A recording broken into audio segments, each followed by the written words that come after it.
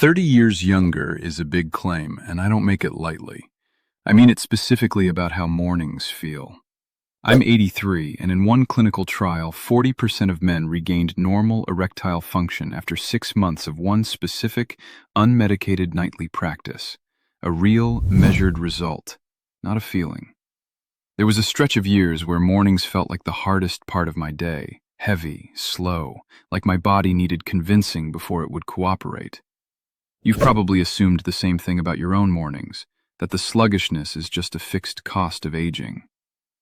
That 40% result is what changed my mornings, and it started the night before. In a minute, I'll show you exactly what that practice is. Here's what I eventually learned. An erection depends on 3 systems working together: hormonal, nervous system signal, and blood flow, governed by nitric oxide. But there's a 4th piece, a physical structure, the muscle that helps trap blood where it needs to stay once it arrives. And separately, your body produces the bulk of its testosterone overnight, tied closely to sleep quality, which meant whatever I did right before bed had a much bigger impact on how my mornings felt than I'd ever considered. That connection felt almost too simple once I finally saw it. I'd spent years treating the heaviness in my mornings as an isolated mystery, completely separate from anything happening the night before, when really the two were tied together the entire time, cause and effect, evening and morning. These days, I'm up and moving within minutes of waking, without that heavy convincing period I used to need. I've started getting up before my wife most mornings, something that would have seemed impossible a few years back when I was always the last one out of bed. I'm not telling you that to brag. I'm telling you because 30 years younger isn't an exaggeration when I describe how differently mornings feel now. I chose that number deliberately, thinking back to my early 50s, the last stretch of my life where mornings genuinely felt easy, before the slow heaviness crept in so gradually I never noticed it arriving. Here's what reframed everything else. The blood vessels involved here are some of the smallest in your entire circulatory system, smaller than the ones feeding your heart, so circulation issues tend to show up here first. Researchers who study this treat it as a meaningful early signal. It's one of the reasons doctors who specialize in this area often say that erectile difficulty can act as an early warning sign for cardiovascular problems elsewhere in the body, sometimes showing up years before a heart problem would otherwise become obvious through any other symptom. For 3 years, I slept 3 feet away from my wife, and it felt like 300 miles.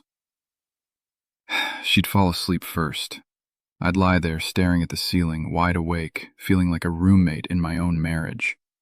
I thought something was wrong with me. It wasn't weakness, and it wasn't just age.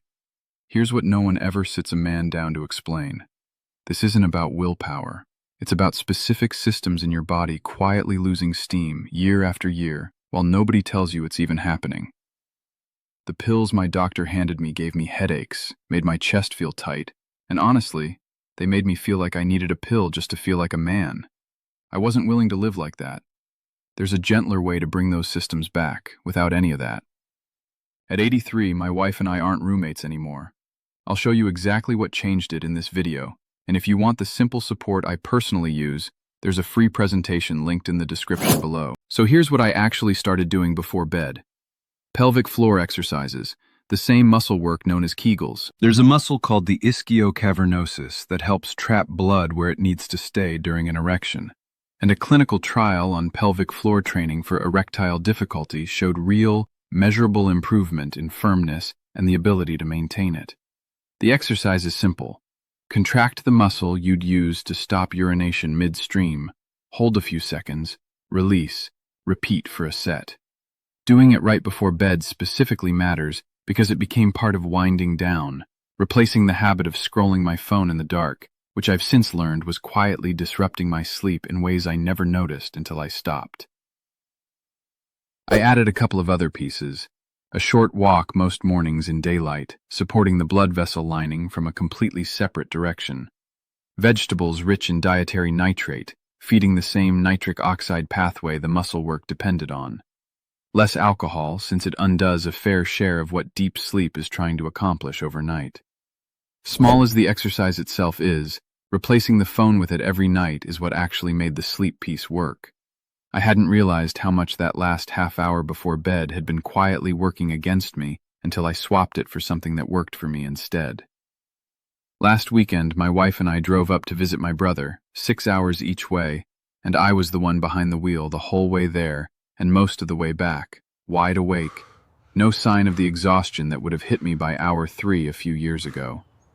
She noticed and mentioned it twice during the trip. I think about a man named Raymond who wrote in, 79, who told me his own mornings had felt exactly the way mine used to, and he'd never once connected it to anything happening the night before, always blaming it vaguely on just getting older. He said the specific connection to sleep and hormone timing was the piece that finally made sense to him, and he started treating his nightly routine with a seriousness he'd never given it before. Raymond said the strangest part was how quickly the mornings changed once he started treating the evening as the actual starting point. He'd spent years trying to fix mornings directly, with coffee, with routines, without ever once looking 12 hours earlier for the real cause. He told me he'd tried nearly every morning trick imaginable: cold showers, louder alarms, different breakfasts, none of which addressed anything happening the night before. He said it was almost funny, in hindsight, how much energy he'd spent solving the wrong end of the problem. If you're on medication for blood pressure or your heart, please hear this clearly. Nothing here replaces your treatment. Mention anything new to your doctor. What I want you to walk away with is this: some things that feel like a fixed cost of aging are actually tied to specific, changeable habits, especially what you do in the hour before you fall asleep. I used to treat that heavy morning feeling as a fact about who I'd become, not a consequence of anything I was actually doing. Separating who I am from what I do the hour before bed turned out to be the real shift, and once I made that separation, the fixed cost stopped feeling quite so fixed.